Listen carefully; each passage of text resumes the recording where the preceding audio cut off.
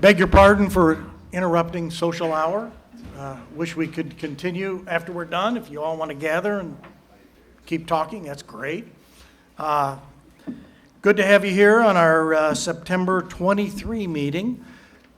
We're a little short on counselors here. We have Ms. Boljeric is sick, and our other two had some, I know Chuck had a family emergency, I think, down in Texas. So we do have a quorum, and Ms. Gossard will confirm that. But thank you guys for all being here. We'll do our Pledge of Allegiance. And then, Mr. Ake, would you bless us this evening? Would you mind doing that? I'd be happy to. Okay, very good. And so if you will all rise. I pledge allegiance to the flag of the United States of America and to the republic for which it stands, one nation, under God, indivisible, with liberty and justice for all. Please remain standing and bow your heads. Our Father and our God, we thank you for the blessings you've bestowed on this city. We ask for your guidance tonight as we move through the agenda. We ask that you continue to bless us with all good things as we work toward the greater good. And we are reminded of your challenge to go out and treat everyone as ourselves. And so we come before you tonight to do the best we can to honor you in everything that takes place tonight. Bless this council, bless this city, bless our state and our country. Watch over us all and give us your blessings and bounty as we serve, as we are willing to serve and help you here and now. In Jesus' name, amen. Amen. Thank you all. You may be seated. Vice President Ake, your meeting, sir. Thank you. Will the clerk please note the presence of a quorum? Here. Here. Here. Here. All right, thank you. Now, I at the beginning of the meeting, since the majority of the people are going to be here now, and some of you might not be here at the end, but I'd like to make an announcement, first of all, that the APC meeting we have scheduled for September 7th is going to be moved to the Grand Park Event Center. We will have a very full agenda with a lot of activity for our APC, and we feel that that's a necessary change in venue. The Grand Park Event Center in the cafeteria, it will be held in October. Excuse me? October 7th. Oh, okay. Didn't I say that? I'm sorry. The record stands corrected. October 7th will be the next APC meeting, and it will be held in the cafeteria, which is on the first level of the Grand Park Event Center. And we will have microphones, and it'll just afford everybody an opportunity to participate who wants to. And Kevin Todd, do you have anything to add to that announcement? Will we follow that up in some ways? With Yeah, notices? absolutely. We'll do probably some announcements on our Facebook page, I'm guessing, and we'll definitely post here at City Hall for anybody that's not here this evening. We'll be able to see that posting here as well, and also the newspaper publications will list Grand Park Event Center as the location. And that will take place at the normal time of 7 p.m. Correct. All right, thank you. Now, another announcement is regarding a recent change to our agenda.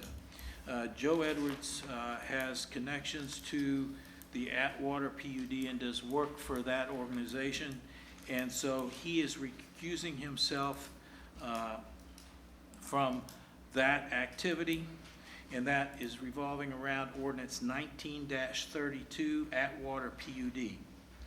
This means that no action can be taken because we'll be left with 3 counselors on the dais, and we have to have a majority of 4 to take any action.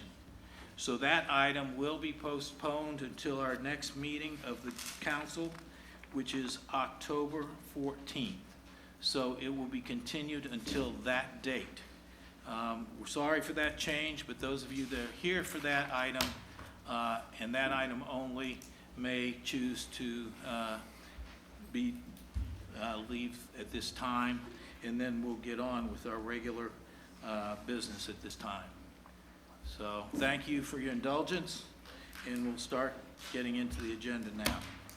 The next item up is for the approval of the minutes from our last meeting. I noted some changes, and Steve Hoover did, so I would ask that for any additions or corrections at this time, Steve, since we know there are some. Yes, in the claims section, a minor change, but it says that Jim Edwards made a motion, and it was actually Joe.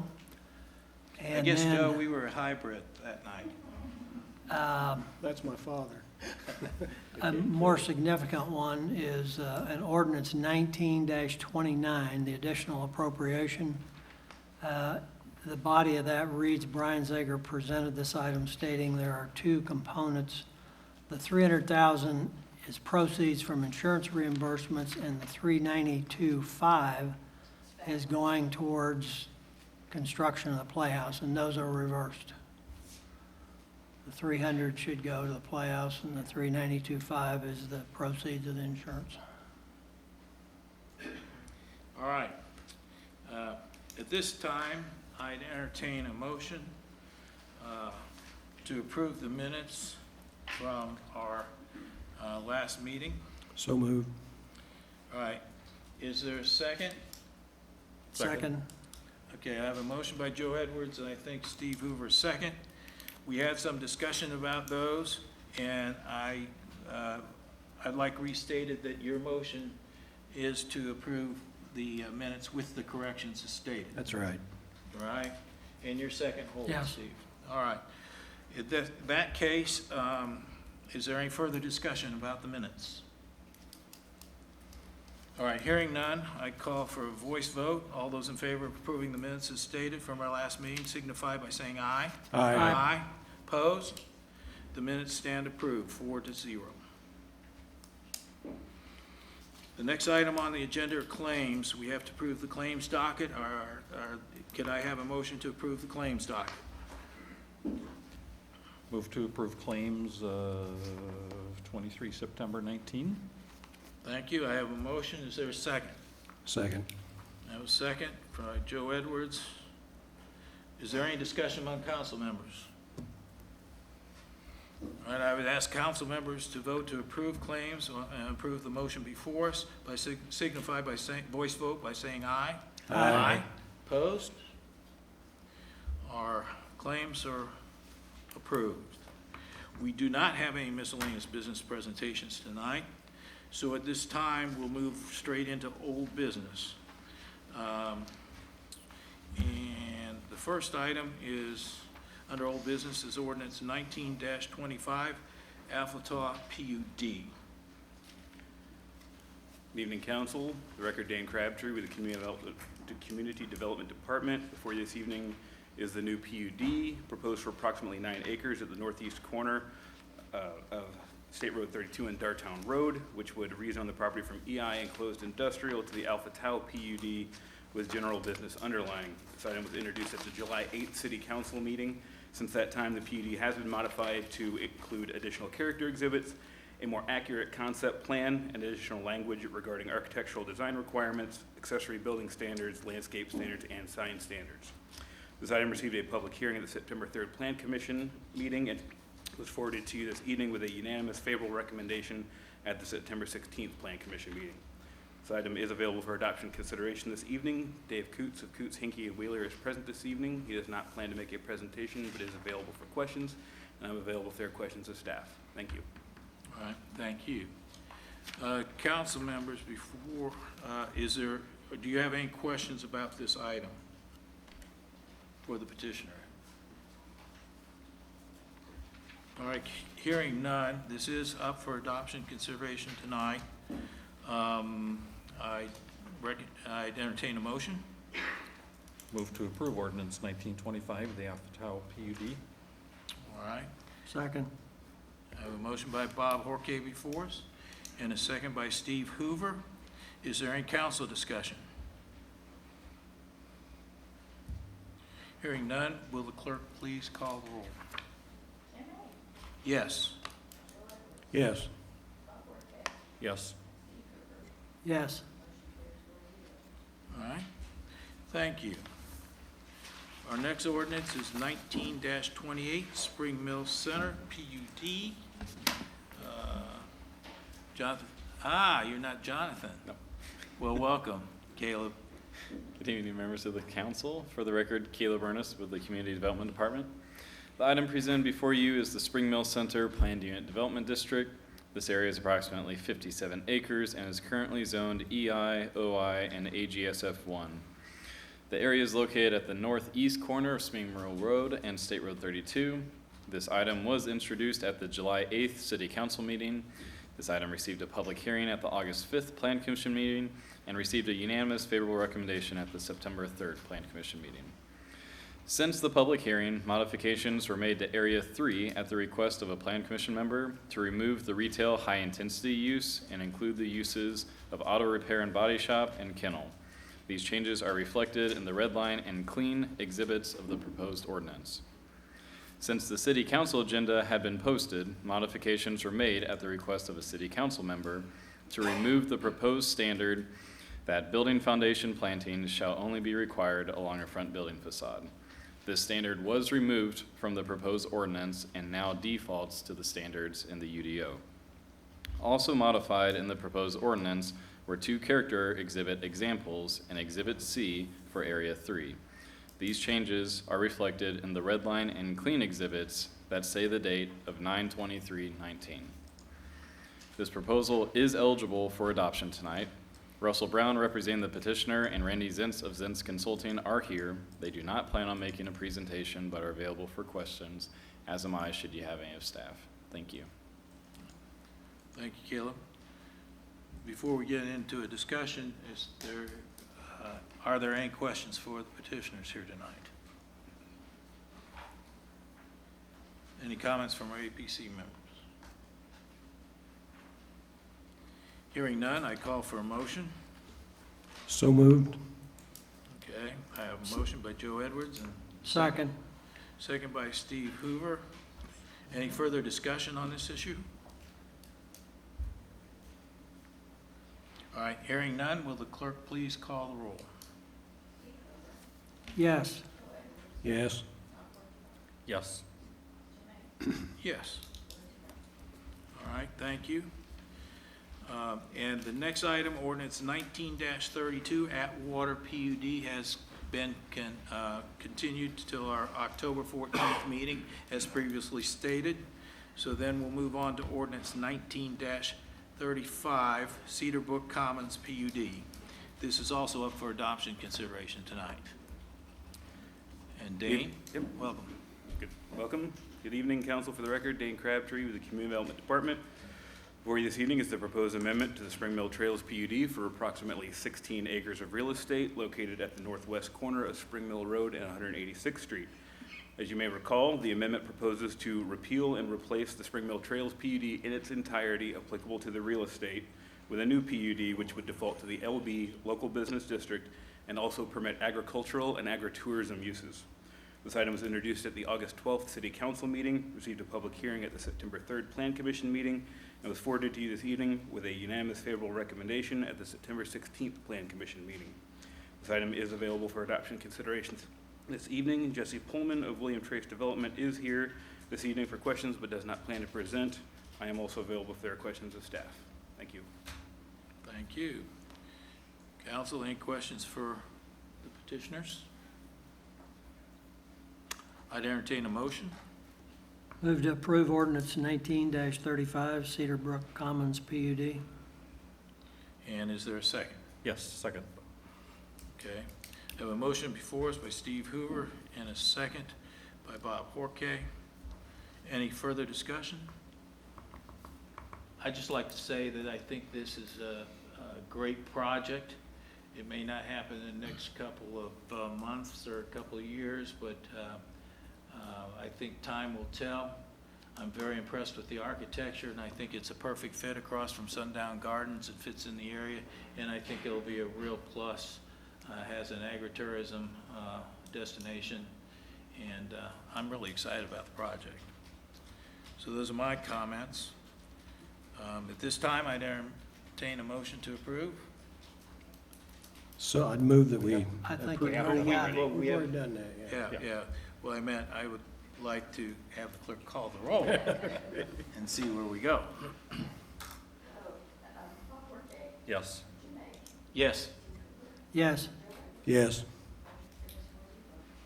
All right, thank you.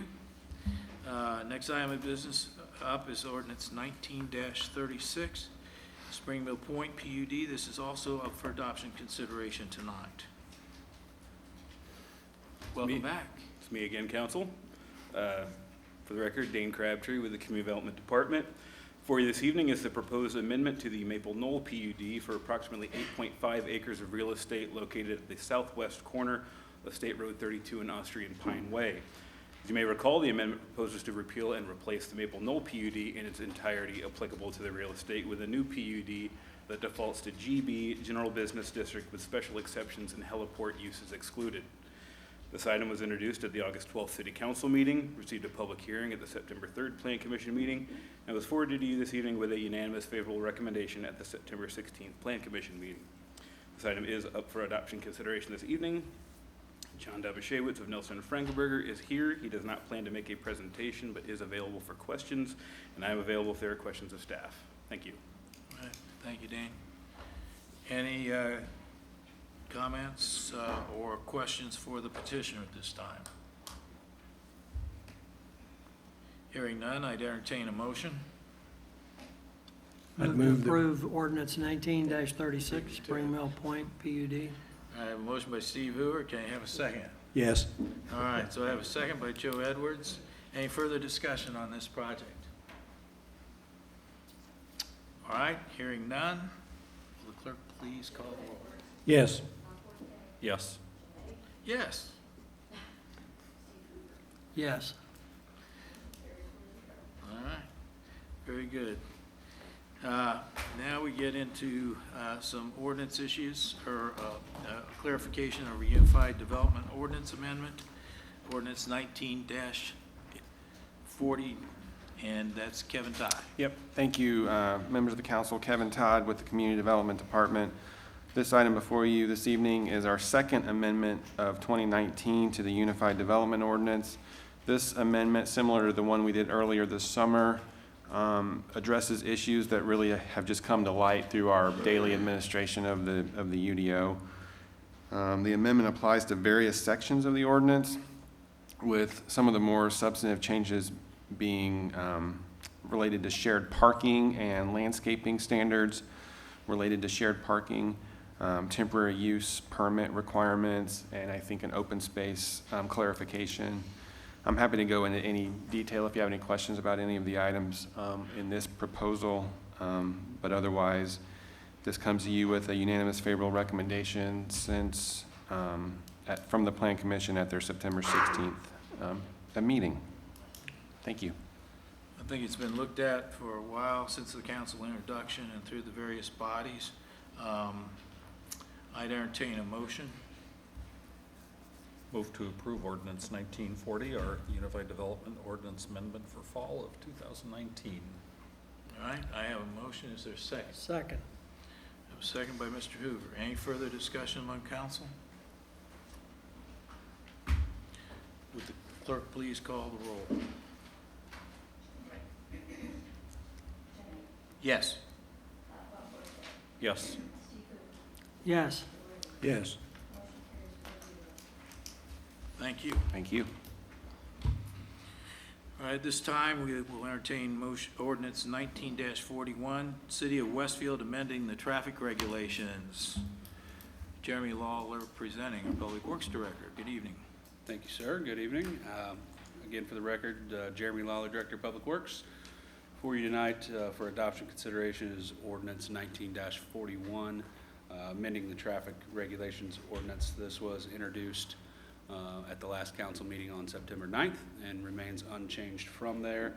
Primary function is to amend into the ordinance all of our new subdivision streets. As you can see detailed on the cover sheet that's provided for you on the front of the ordinance.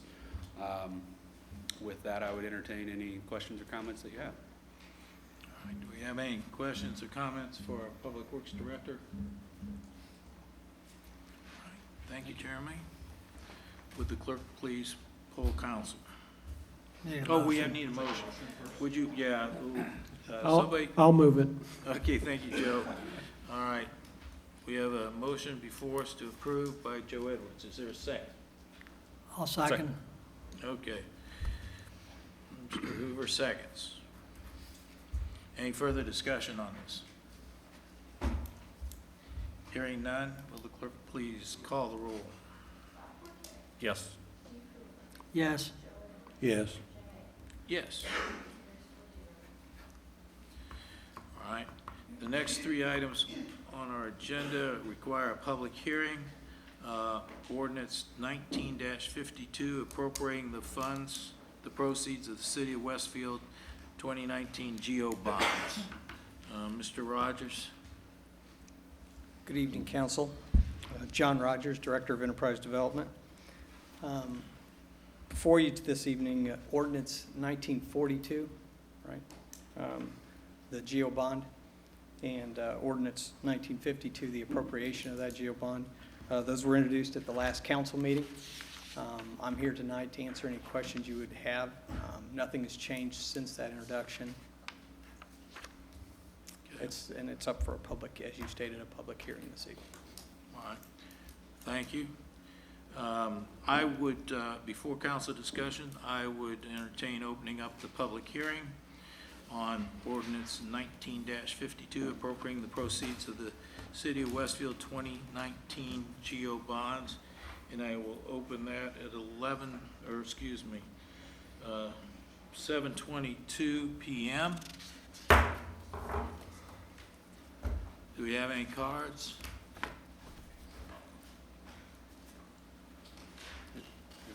Is that for this one? Yes, we do. 40? My watch is slow. All right. Oh, you want both of these heard together? All right. The chair stands corrected. At this time, we will take comments on both ordinance 1952 and ordinance 1942. We have one card on this item. Linda Nuss. All right. Linda Nass, 1122 East 161st Street, for the 161st Street neighbors.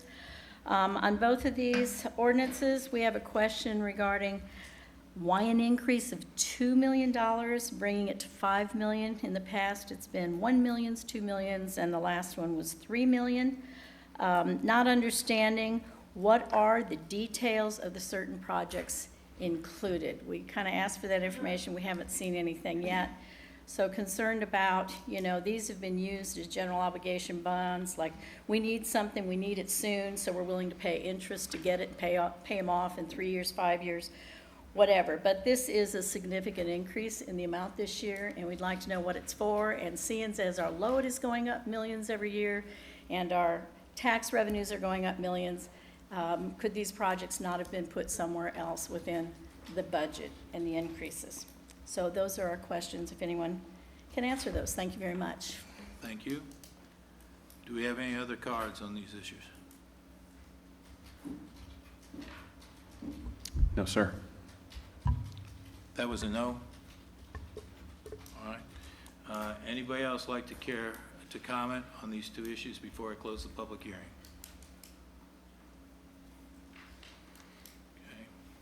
Okay. I'll close the public hearing at 7:24. All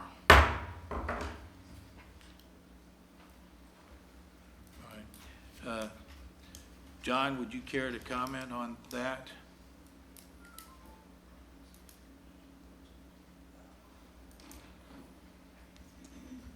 We, as we've done in the past with these obligations, we put the police vehicles, fire vehicles, and this year we'll be doing some IT equipment, some refreshing of the UPS system, and we've also got a road project in the Jersey Street extension. We've got some of that activity in this particular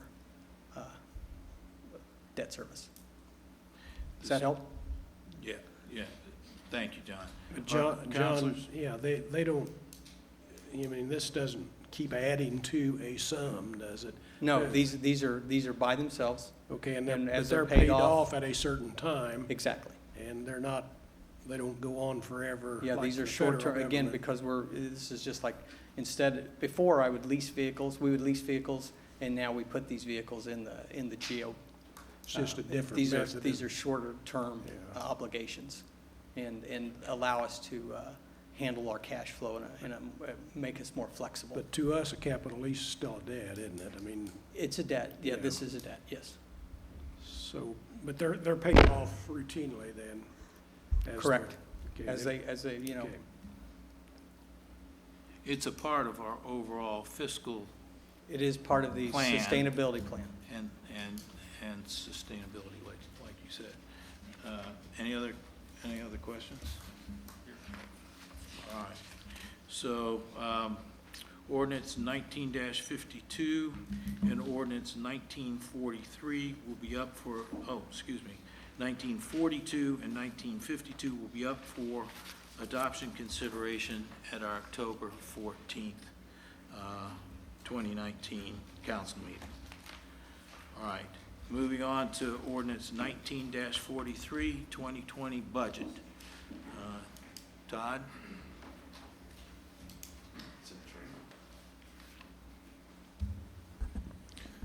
Good evening, council. Tonight is,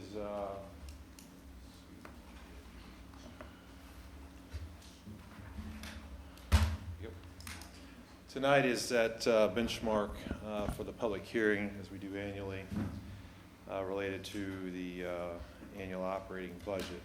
Before you open the podium for your public hearing, some items of note as we travel along this path, and as you know, as a process, more data is updated, uploaded into Gateway, the more clarity we have. So as related to this proposed budget, we introduced this on September 9th. You had a public work session in this chamber on the 16th, and I believe public comment was received then as well. Our sustainability plan is reflective of a 5-year trajectory, and I might add, Mr. Garretiles with Financial Services Group is also in the chamber this evening in the event you have or anyone else has questions.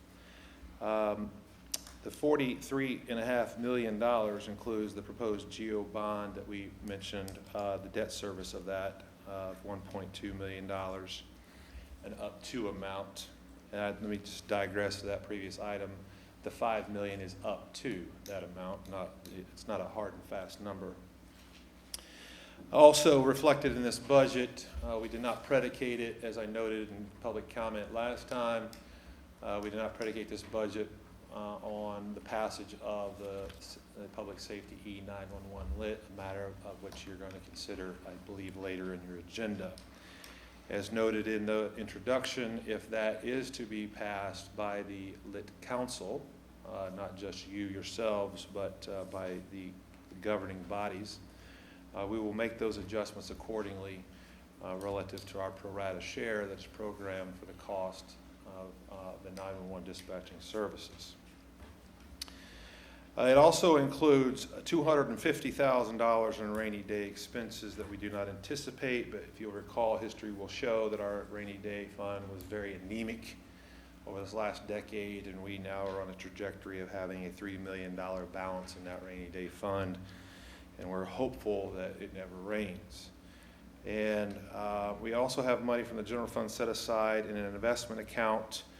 If you recall, this community was in a very ingrained habit of deficit spending. We no longer do that. We carry a cash balance. Tonight, as you know, is the public hearing. We have noted in comments and questions fielded over the last few weeks related to Grand Junction expenses. For the record, we have that program, will have that programmed in the 2021 sustainability model and budget. $500,000 will be plugged in for the 2021, and $750,000 is estimated, and I repeat, estimated, could go down or could go up, but it's estimated in 2021 and 2022 moving forward. The debt service for Grand Junction will be added to the sustainability iteration. That debt service is due in 2026. Approximately $2.4 million in debt services planned and paid for by our adjoining TIFs, Grand Junction, Eastside, Eagletown, and Main Street. We're also working on uploading all this budget information into OpenGov for clarity and accessibility. And later on this evening, you will consider, not action, but we'll introduce the salary budget or the salary proposal ordinance for 2020, reflecting Grand Park employees are paid from the Grand Park Operating Fund, which is known as 640. And our anticipation at your meeting in October 14th is have a detailed review of the differences between Grand Park operating and Grand Park capital expenses. There's a lot of questions related to that and concerns, and we're happy to address those. In this budget, you will see a potential increase in workforce. I've noted in the introduction that we have programmed 10 police officers, laddered out 5 in the first half of the year, 5 in the second half of the year. Let me be abundantly clear on why I qualify this. We will be working not only with the council and with Mr. Garitas and his team, ensuring the sustainability before we hire that second 5. So we have the programmed in. It's always a known fact. We don't know what the General Assembly will do in their legislative cycle and how things will be impacted. However, we have it proposed here and is an up to 3 firefighters, 4 public works, and we moved from a contracted economic development employee to a full-time who's handling our global investment strategies. And also, we have programmed, we know immediate action is Grand Park workforce, and we are going through an exhaustive review of how we can become more efficient and proficient with those that talent pool as well. So, with that, we have all the documents, our DLGF, Department of Local Government Finance forms, accessible. Again, we'll upload this to the OpenGov transparency portal yet this week. And then I'll speak more on the salary components as you bring that before you and then later on the agenda. Any questions for me before you open your public hearing? Councilors? Any questions? All right, thank you, Ty. I yield. Thank you. At this time, I would open up the public hearing at 7:35 for ordinance 19-43, the 2020 budget. Do we have any cards? We have one card at the moment. Marla Ayler.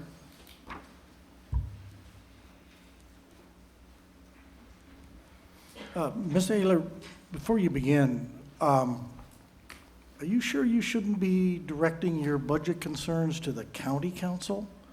To the best of my knowledge, you are not a resident of the city of Westfield, and therefore your taxes don't go here. But I'm sure our council will be glad to listen to your concerns, but I would like to note that you are not a resident of the city of Westfield. Am I correct? I actually was going to address that. Okay, thank you. So you are correct. Marla Ayler, I live at 1602 East 203rd Street. Good evening, gentlemen. I am acutely aware that some of you often dismiss what I have to say because I don't live within the city limits. As a resident of the township and this county, whose household pays COIT, lit, and food and beverage tax, I most certainly feel that I have the right and personal obligation, to comment on the city's proposed budget.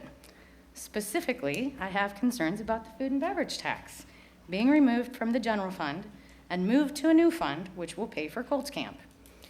In 2005, when the tax was initially established, Indiana code dictated the funds be used by the county or the municipality to reduce property tax levies or for any legal or corporate purpose, including the pledge of money to bonds, leases, or other obligations.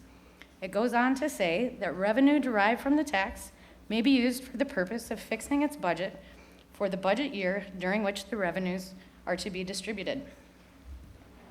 This tax requires $100 million in sales needed to generate Westfield's $1 million share of the tax. Are we supposed to believe an increase in sales for a period of 3 weeks out of the year can solely be attributed to people attending Colts Camp? It seems far more likely that the people of this community, including myself, who spend their money 52 weeks a year at our local eateries and on beverages in local establishments, are the ones that should be rewarded for the accumulation of the tax. So whether that is funding their road improvements or purchasing tangible items for their safety, it seems unbelievable that you would want it to go to anything other than what it might be used, when it might be used for the good of the very people you collected it from. Thank you.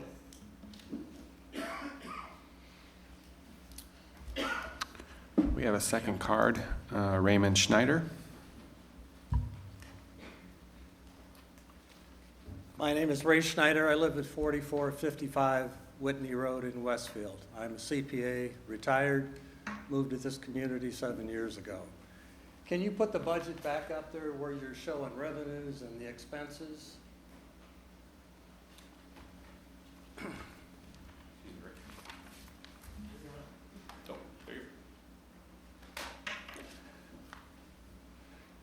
I've asked this question every time I've been here for the last 6 years.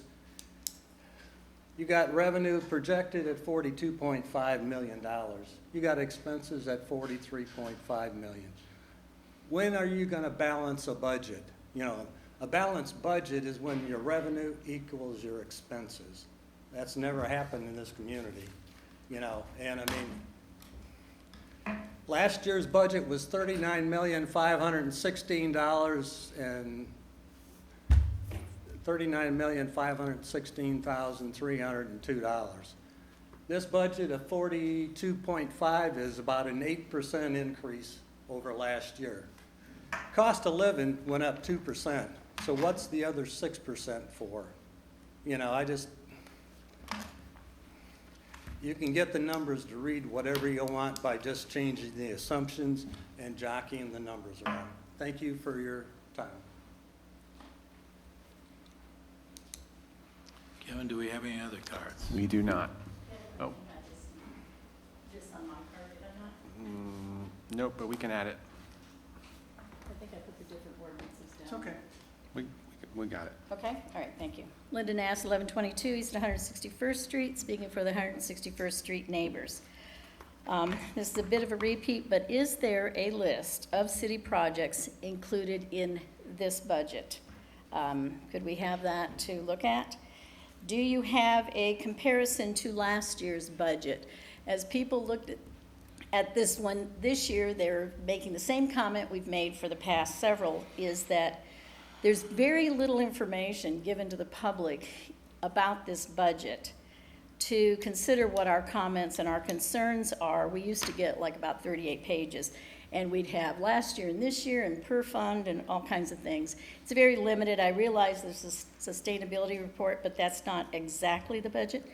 So even with tax caps and possibly an even tax rate, taxpayers will have an increase in taxes due to increase in their AVs. The people are becoming very well aware of this. So they're asking, consider lowering taxes to account for this 12% in their NAV increase, which is going to increase their tax bill. Why is the budget based on 2.7 billion net assessed value, which is the same as last year's budget, when it was certified in August this year for more value than that, than the 2.7. It's more around 3 something.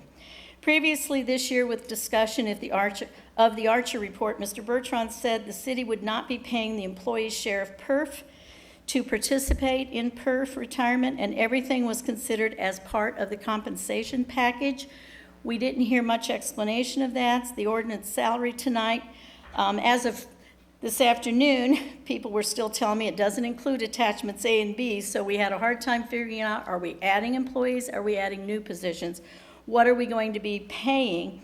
I see tonight, as I pulled it up, that those attachments are there, but again, there's some positions here with no salaries. So are these positions we're creating? What will the salaries be, and are they included in this budget? So the revenues for food and beverage should not be going to Grand Park and/or Colts Camp per state code under which it was approved. Revenues were half or more of this before the Colts Camp or before Grand Park even opened. Spending $120,000 for an asphalt pad for this camp, over $400,000 for lodging, $341,000 for bleachers, plus hundreds of thousands more for $53,000 payment from the Colts annually adds to the already unmeasurable cost for PR and needs to have an ROI assessment. People are starting to ask, what's the return on the investment? Because we're told everything is being done to get people here, to draw people here, and this is just one item when you add it to the parks and all the other debt. So the comments are, more and more is being spent and added to the debt to attract people to Westfield. Is there a limit or a point that makes sense? What is the reality of these dreams in the cost to the residents? And I won't mention some of the comments made, but I'm speaking on behalf of the neighbors, and I will let you know that they're concerned about the acceptability of their ideas coming forward because they're hearing in the background from their friends what they're being called, the names they're being called, because they have concerns and legitimate questions about the budget. So those are the few that we put. The references in newspaper articles and in meetings that they're being shared. I don't even want to use the word because I don't use those words and I don't call people names, nor do my neighbors. Yeah. Yeah. Well, that's the message that they're getting. The neighbors out here. We have the 161st Street neighbors, we have a whole group of neighbors out here. We're not in an HOA, we're just, okay? Oh, well, I'm glad because it was in the paper, and I'll tell you privately, but I don't use that kind of methodology or speaking. Thank you.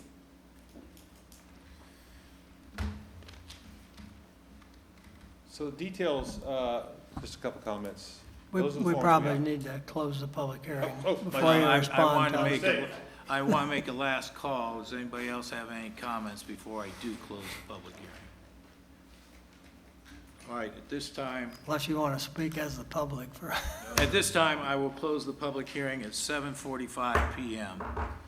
Yeah. Yes, you Thank may you for the take correction, Council. the dais. I know we hear these concerns every year, particularly out of this group, and that's perfectly fine.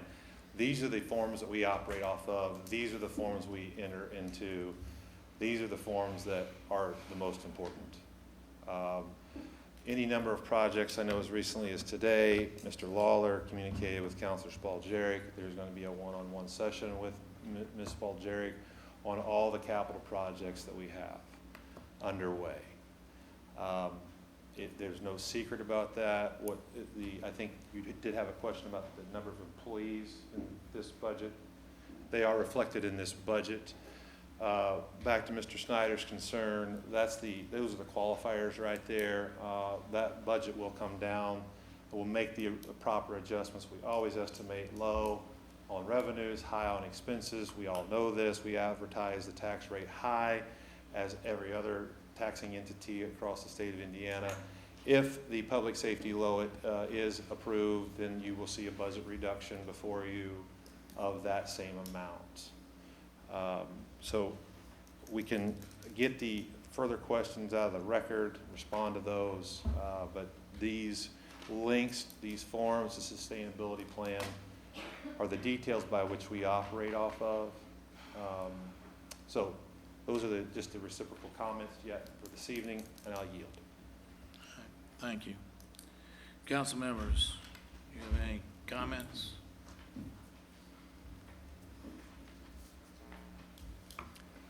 One of the things, I have some experience in preparing budgets, and in many businesses, you estimate your income high, you're hopeful that that's what it'll be, and you estimate your expenses low. I think perhaps what Todd has said is just the reverse of that.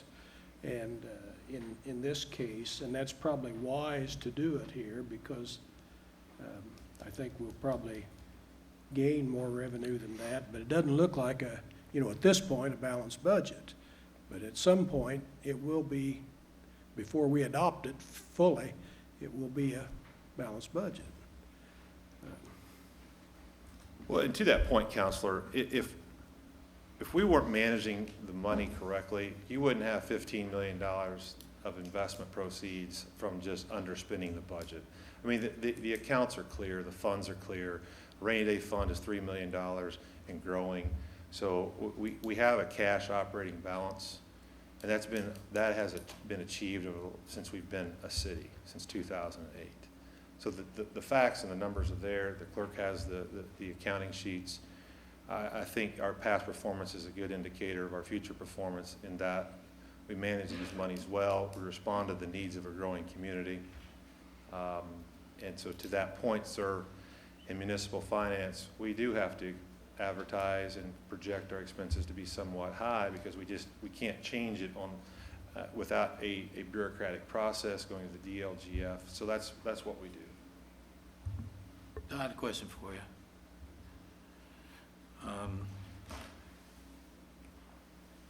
There are so many advantages of the way we manage our money here in the city.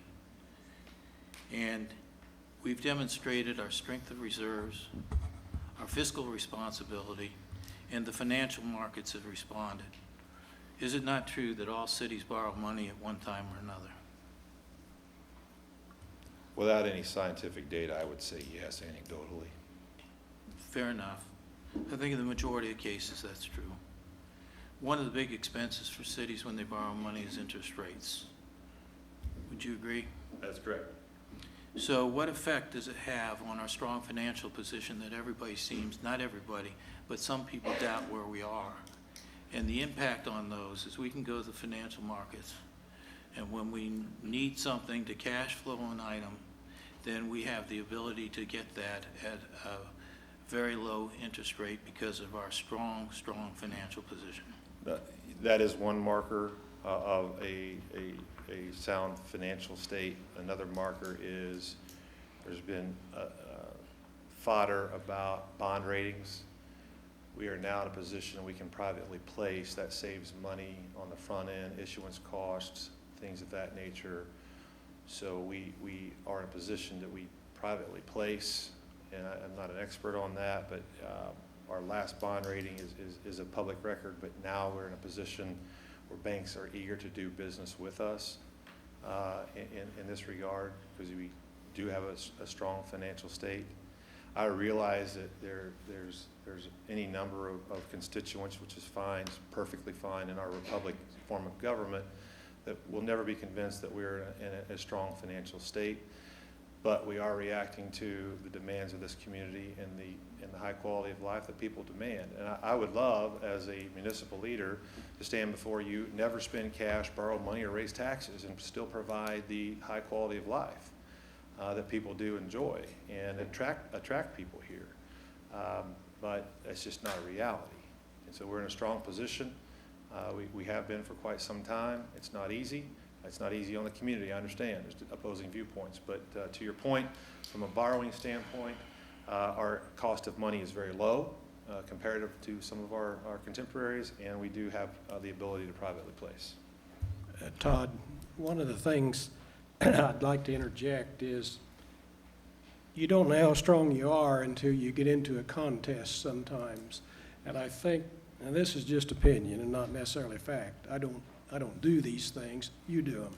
But every now and then, we ought to go out in the open market and see what we really are, just to know.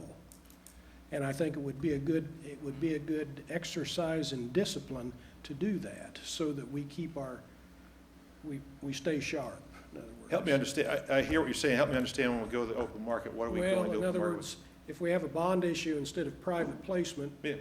that we advertise for it and see what just see what it's. Well, and to that point, so what we do is we do get banks to bid on that. And we use the assistance of not only Mr. Garitas in some situations, but certainly our bond counsel with Jim Crawford and Jim Treat of O.W. Crone. So we do get a series of banks to do bidding on an open. We don't just do an arm's length transaction. I'm not trying to run them down or anything. I know. I I just hear think every now and then we ought to, Fair enough. go outside and see Perfect. what's going on. Indeed. I yield the mic. Actually, that's required by the general obligation bond that, yeah, gotcha. That's required by the general obligation bond that you'll be looking at proving. It is required to be bid out, and it is bid out to underwriters and banks and things like that. That's by statute. And so it has to be competitively bid. So, I'll yield. Could I, yeah. Will you yield to me? Can I say something? Yes, sir. Yeah, okay. Well, I would like to recognize you. I'll yield the floor. Thank I have you. a few more comments, but go ahead. You know, Mayor. in this budget thing, I mean, it is complicated, and I understand the questions. From a simplistic view as I can give it, our goal is to keep our tax rate flat. Those of you that understand municipal finance understand that we could cut our tax rate in half, and our residents are still going to pay the same amount of 1% of their assessed valuation. So our goal is to keep our present tax rate flat, to keep a strong cash flow budget of some, how much, Todd, what do we have in the cash flow? It's, Tammy, John, where are you? Right now, we flow between 5 and 6 million. 5 and 6 million, just cash flow to keep that amount going.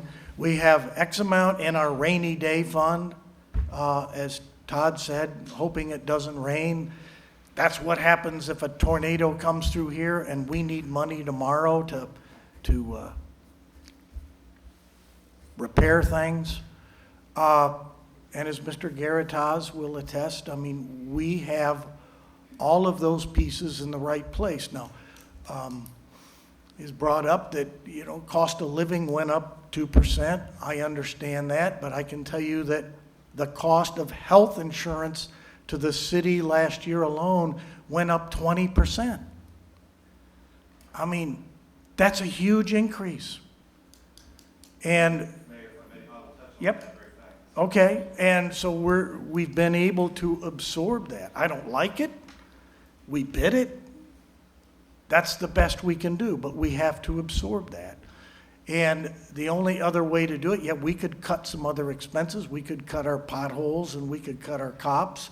We could cut fire, but I don't think that's what the people of this city want. So we shoot for maintaining a tax rate and doing the best we can to cover the expenses that increase, such as healthcare. Well, and the other part of this too is we spend a lot of time forecasting, and just like any good business would do, you have to forecast your revenues and you have to forecast your expenses and know where you are all the time and keep adjusting to those. We're very nimble on our feet as a body and as a municipal entity, and it's paid off, and we're on an economic growth spurt. I'm sorry that your net AV has gone up, but that's a comment on the strength of our economy and the demand we've grown for our community with the schools, and also the safety factor that we are dealing with today. And as our population grows, so must our budget if we want to maintain our roads the way they've been maintained and other things. And we're doing that at no increase to the 1%ers. So shame on us if your house value went up. When you sell, you're going to be very happy. Talk to some of the outlying counties and what their real estate values have done as they lose population and the population changes in those communities. So those are my comments. Forecasting is a very important part of what we do, and we watch the numbers, and we're nimble to adjust to changes in those situations in the market.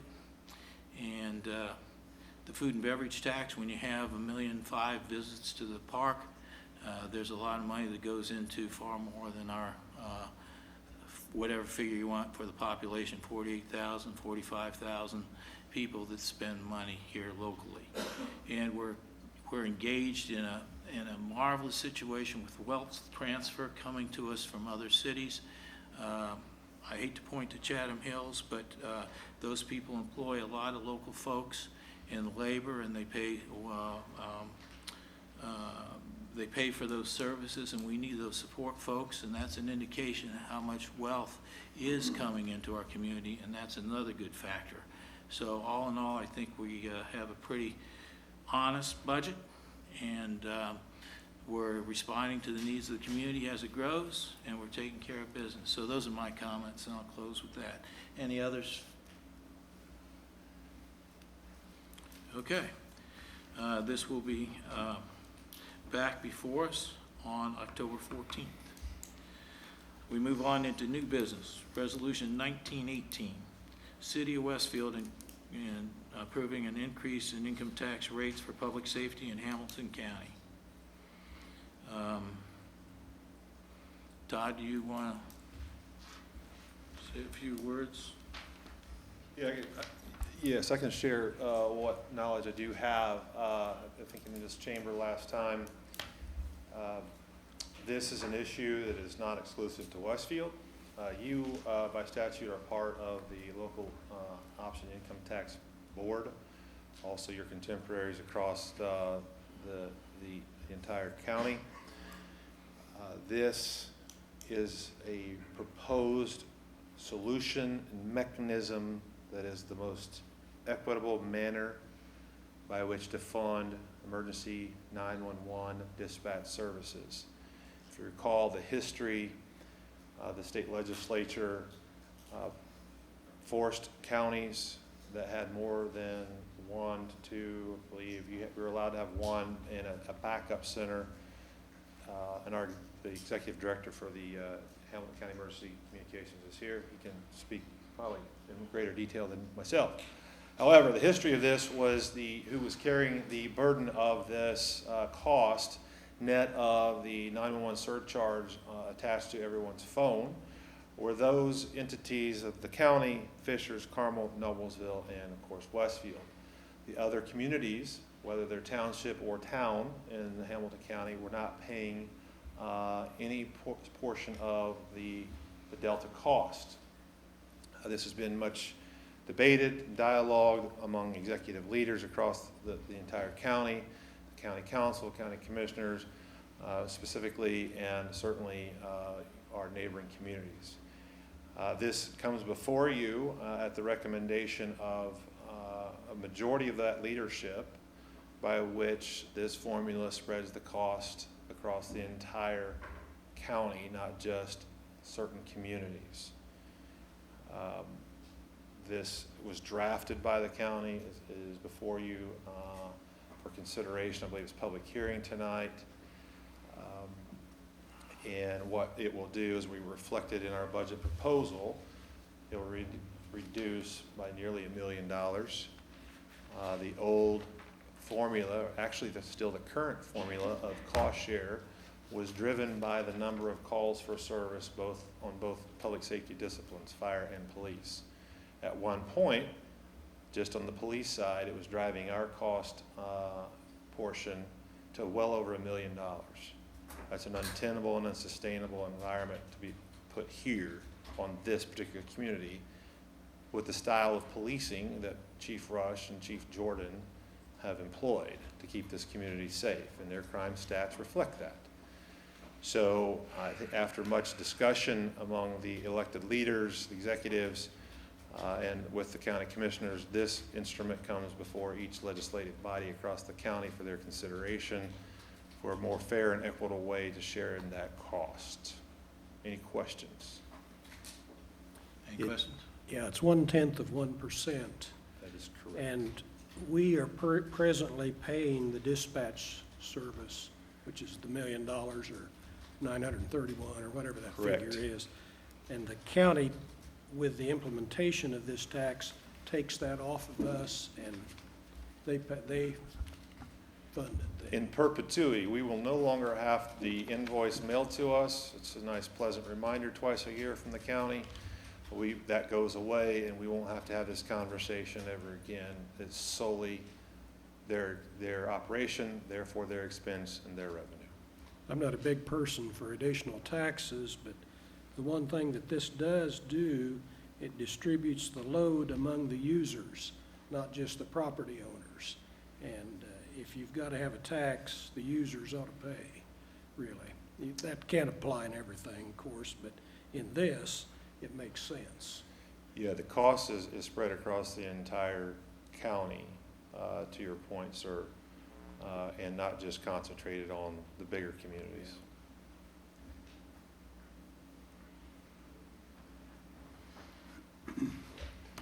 And Todd, there are additional costs that we could be imposed on us as we went forward in terms of expansion of services, other things. I've seen an estimate, potential savings in ad services adds another 315,000. Yeah, so as we progress forward, there's going to be, there is prescriptive language.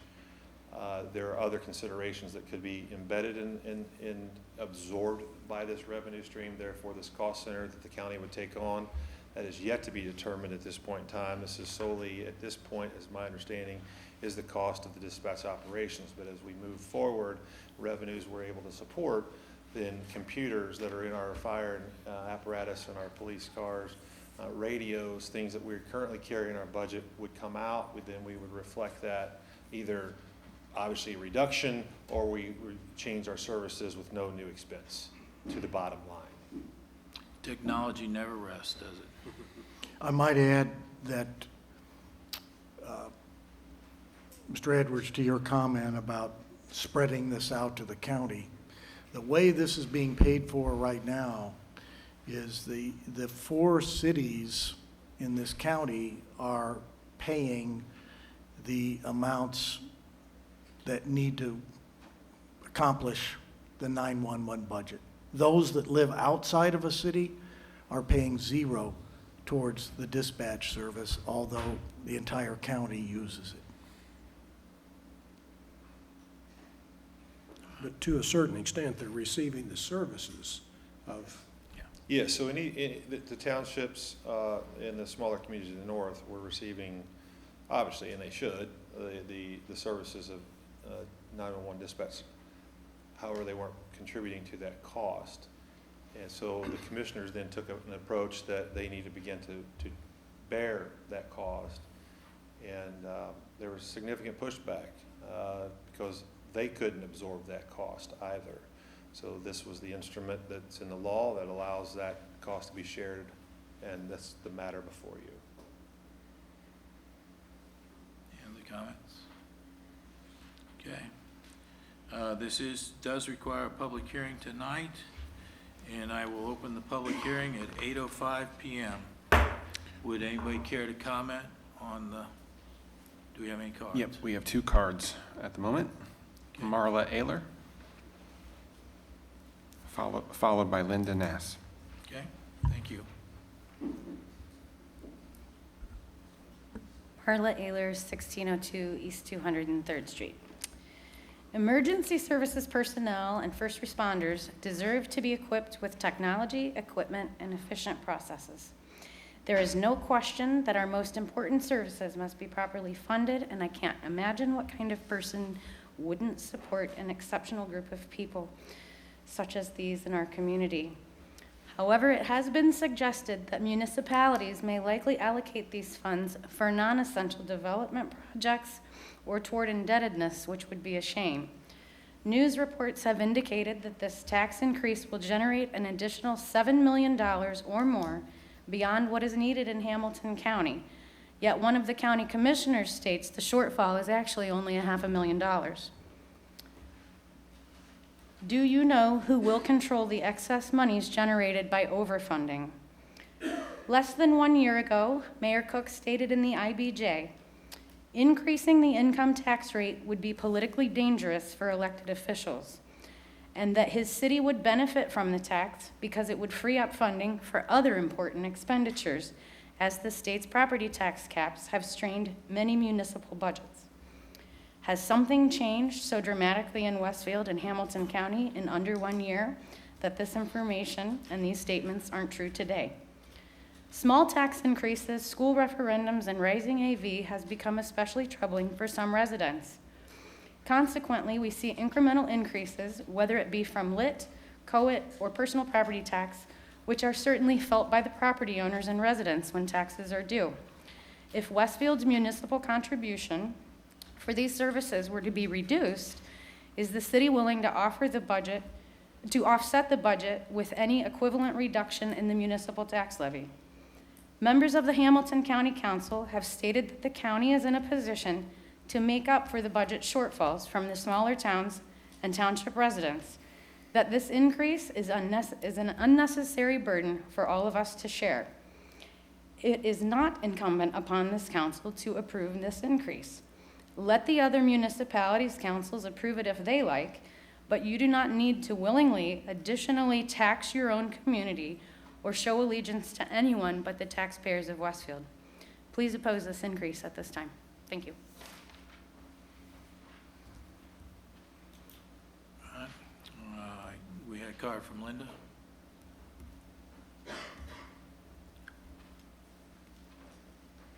Linda Nass, 1122 East 161st Street, speaking for the 161st Street neighbors, and I will speak because they asked me to. As I mentioned in the budget, they feel like their taxes will be increasing this year because of their net AV. Oh, it's great that our AV and our properties are worth more. Nobody's saying that that is not, but we have people on fixed incomes, we have families that have two parents working who feel like an additional X amount really taxes them. When we have, they're very well aware of the school referendums too. So when this comes forward, some of their comments to me were, would you please share that my taxes are going up, I'm paying the referendum, and I'm now going to have a smaller paycheck because this is COIT, LOIT, and it will come out on their payroll checks, or it'll be a larger amount that they will have to pay in if they own a business and pay estimated taxes. They're just starting to feel like, and the comment I made before, I don't think they want to be referenced as this group or some people. They feel like their personal family budgets are important to them, and that they just want to explain to you their concerns when you start adding an additional tax to them, to their children, whoever is working in that family. And it does become a hardship at some point with all the additions that come year after year, and this year. Some of them did call to the county and said, how have you been paying for this? I'm not sure from what we've heard tonight that we totally understand how this is being paid for, but we're also paying our county taxes. All these people are paying to the county, which has covered these services, so it hasn't been that they haven't been paying anything for these services to the county in the past either, or to the city. So I'm just trying to get across the message to you all of what taxpayers are saying, and I don't think it's a this group or a some people or a small group. There was an election in May, and a lot of people had their voices heard in May with the ballot. So it's not an argument here, it's just, please, would you listen to their concerns and their ideas, and most of these people are looking at their personal budgets, and it makes a huge difference. And it does, as I just spoke to a gentleman this morning who's on a fixed income. So please consider that. They're just asking for no more tax increases at any level or any entity. Thank you. All right. Is there anyone else that would wish to speak to this issue? Could you fill out a card, please? Yes, I will. You can do it after you. Joe Plankus, Introduce 514 yourself. Stockbridge. Based on what I've read in periodicals and the local paper, two communities can decide whether this tax increase passes or not. If Fishers and Carmel vote yes, It doesn't matter what this council votes. We're gonna get a tax increase of 0.1% on Lowit. That's just the facts. My assessed value went up the last 2 years, so I'm paying more taxes. I voted for referendum because I love our schools. I think they're doing a great job. So I don't mind paying more taxes. Does it hurt the budget? Absolutely. But I think as a citizen, if you want to live in a community, I think you have to support the community. Thank you.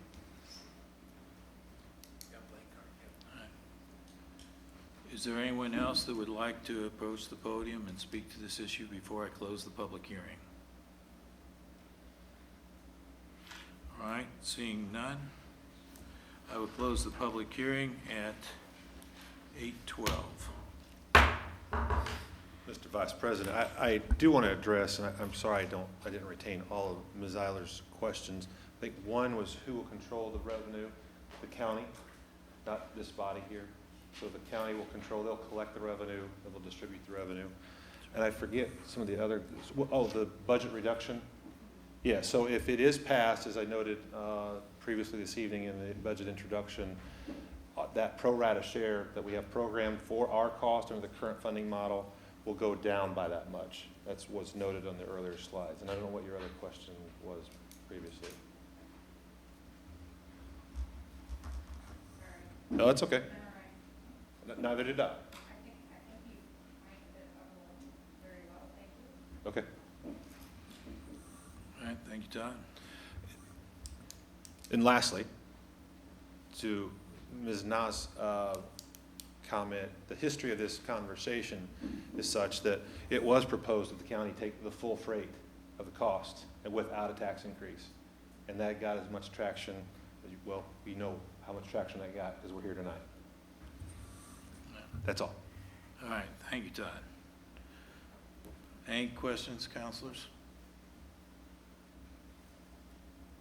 This time I'd entertain a motion. It is up for adoption tonight for Resolution 19-118. Move to approve Resolution 19-118. Okay, is there a second? Second. Okay, Joe Edwards, second. All right, is there any further discussion among council members? Just briefly comment that I don't think anybody likes new taxes. I don't like paying new taxes. I don't like that my property taxes go up. I am happy that my property values are going up. At some point, I'll be selling. I would sure hate to be in the other situation. The advantage of this, to me, is that it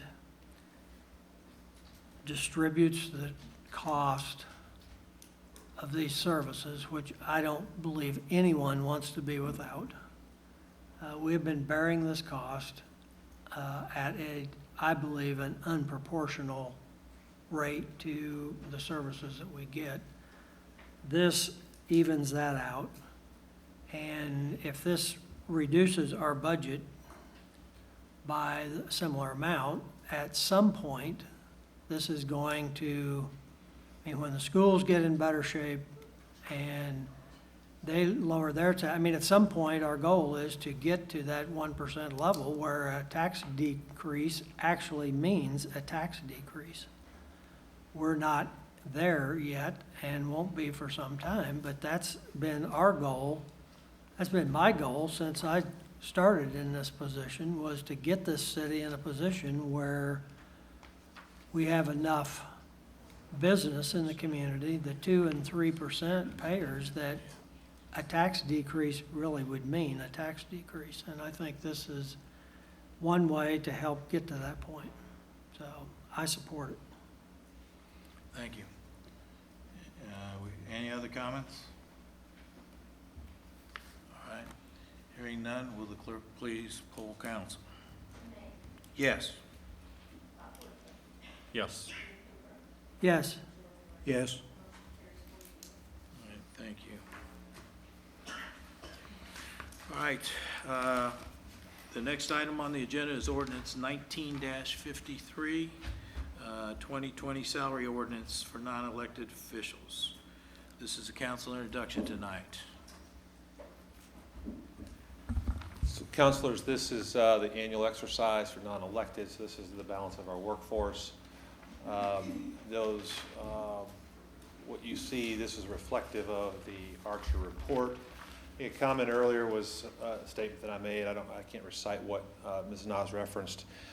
We have done a total compensation collection. We do that as an example,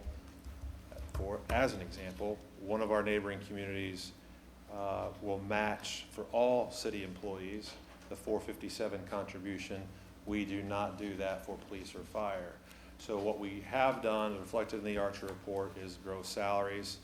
And what you see in the exhibits are changes that we anticipate moving forward in 2020 based upon the Archer report of a minimum, a mid, and a maximum. I'll remind you, we've never had a scientific analysis of our pay plan. We're modeling that. We're getting it updated. What we've modeled here in this 2020 salary ordinance are a couple things.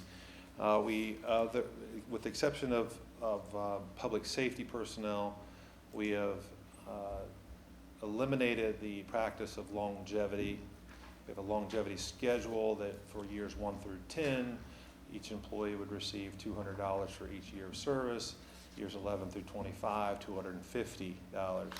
What our directors have agreed upon for all the non-public safety personnel is to no longer engage in that practice, keep those monies as part of the overall pay plan, and use that for performance-related increases or stipends, as we have to refer to them as. We've programmed as a pool of money as a 3%. That doesn't mean each person is getting a 3% raise, but it is a pool of money allotted to each particular department. The directors and their management team will then make those assessments based upon the performance review criteria that are set forth. So all the proposed increases would be within the Archer minimum, mid, and max based upon the job complexity. Something that we've undertaken this year or for 2020 is the cost share, premium share related to health insurance. As the mayor mentioned earlier, for 2020, we have programmed we've received a 12% increase estimate. I can tell you that our folks are doing very well as far as our experience ratio. It's approximately 80%. So for every dollar we pay in premium, we generate 80 cents of claims. That's good, as our agent has told us. But even if we did nothing, if we were at 50 cents on the dollar, or if we were at 0 cents, didn't generate any claims, the market increase across the healthcare industry and insurance is 12%. So that works out to approximately $365,000 increase. What we're doing this year is for 2020, redesigning the plan, creating a cost share model, giving employees options of what plan do they want and an associated cost thereof. I can tell you that the talent attraction and retention component is very important to us to deliver a high quality of services that we do try to and strive to deliver each day. There was a note on a comment earlier about pension. We are not unlike any other community that's a part of the PERF program, wherein other than for police and fire, they pay 6% directly from their paychecks. All the employees, the city or the town, when it started in the early 90s into the plan, absorbed that employee portion. We're not unlike any other community, most other communities. I can't recite those off the top of my head, but we are consistent with that. And we do have what I believe is a very competitive benefits portfolio. I would argue that we're not over-benefited and we're not overpaid, but that remains a topic of debate in the community, and glad to have that debate. But this salary ordinance that is just proposed to you tonight, there's no action for you, is reflective of a lot of thought, a lot of analysis by the Archer Company, and consideration of sustained cost ongoing, and we've made those modifications also related to the longevity component as we move forward, more focused on performance rather than just show up and get another $200 year over year. Any questions? Counselors? Thank you, Todd. This will be up for consideration October 14th. And I think we're down to the last item under old business, or new business, ordinance 19-54, City of Westfield creating a new fund, and this is a council introduction tonight. And it'll be up for adoption October 14th, as I said. Any comments? This was a request made by administration to. This was a request made by administration to create a new fund, 638, for the food and beverage tax deposits into the Grand Park budget, and starting in January 2020, to change the ACH deposit from corporate to the Grand Park bank account. And I will need council approval to do that, but it will be back on the agenda October 14th for approval. Any questions for Cindy? All right, hearing none, we'll just move on into the guest comments section. Residents who wish to address the council on items not on the agenda may do so at this time. Do we have any cards, Kevin? We do not. Would anybody like to address council? All right, seeing none, we'll over to Mr. Hoover. Do you have any comments on, well, first of all, are there any comments from city council? Other than the APC? APC met last Monday evening.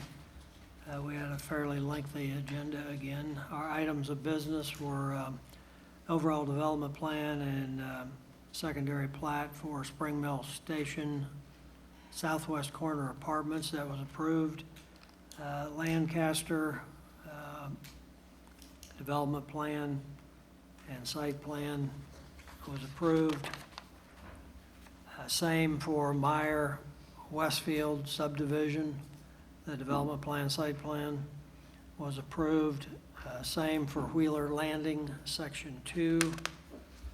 We also sent positive recommendations to this body, many of which we acted on tonight. The Alpha Tau PUD, the Spring Mill Point PUD, the Cedar Brook Commons PUD, the Atwater PUD, and the Unified Development Ordinance Amendment for the fall. We held public hearings on two items, the PUD for Poplar Street Townhomes and the South Park subdivision, Lot 1. That was it. All right, thank you, Steve. Any other council comments? Just like to wish everybody a happy first day of fall. And I never thought we'd get here. I don't know what the weather will reflect going forward, but I, for one, am looking forward to some cooler weather and apple picking and some of the fun things to do this fall. So I hope you can join in some of your favorite activities. Mayor, I'll turn it over to you. Hey. You've had quite the past few weeks, haven't you? Yes, it's been a lot of fun. We, the last time you met, I was halfway around the globe, where my 5-year-old grandson cautioned me to hang on because he was worried that I was going to be upside down all week. But we got through that. But we had a wonderful experience going with the governor and his entourage, the Indiana Economic Development Commission, along with 6 or 8 other business people, our own Chuck, right here, Kai, who is our specialist in the Asian markets, is very well known over there. We were able to meet with the Toyota people concerning their investment here with the Bastian Toyota.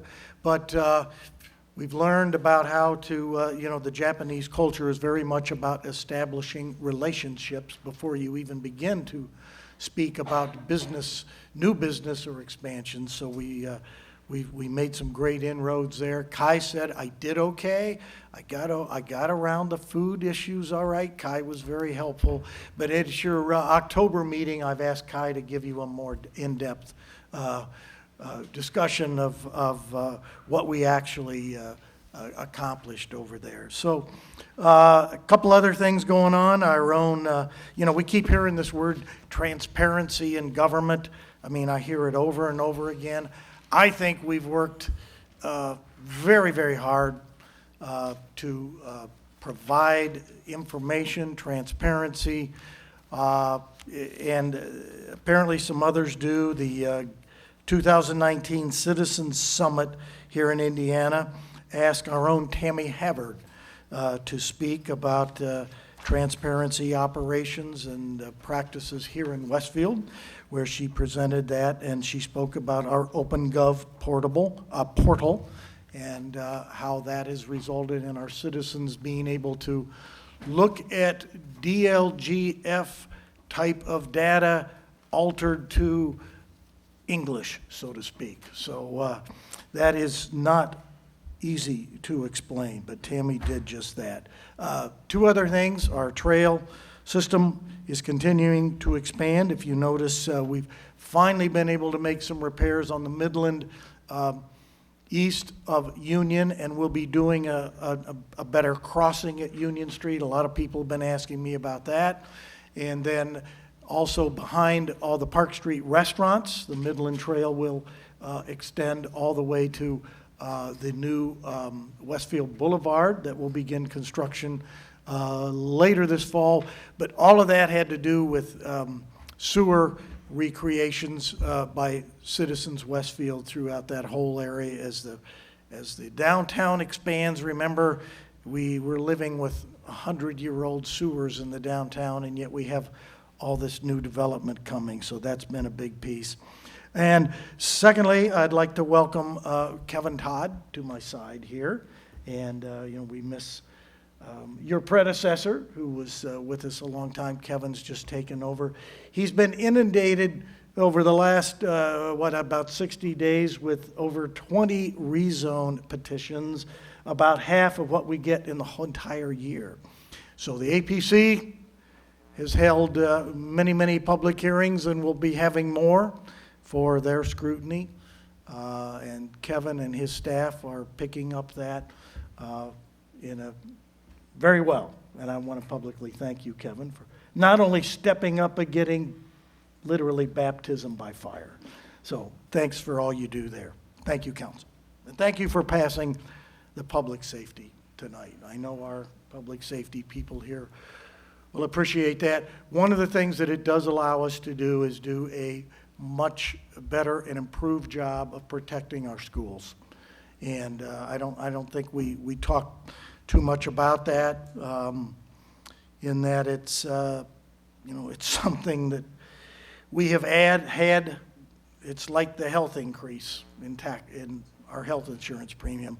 All of a sudden, we've had to spend a lot more time in schools than we did 5 years ago, and I don't need to go into why. But that is just another expense that gets thrown at us, and it's like, okay, but where's the money come from? So thank you for your public duty in honoring that request. Good evening. Thank you, Mayor. It's a pleasure having you back. And well, we'll work on that for you. I don't think that's a problem here in Westfield. There's plenty of good tenderloins out there. At this time, I would entertain a motion to adjourn since we've concluded our business. I have a motion by Steve Hoover, second by Joe Edwards. All those in favor of adjournment signify by saying aye. Aye. We stand adjourned. Thank you, everybody, for being here tonight.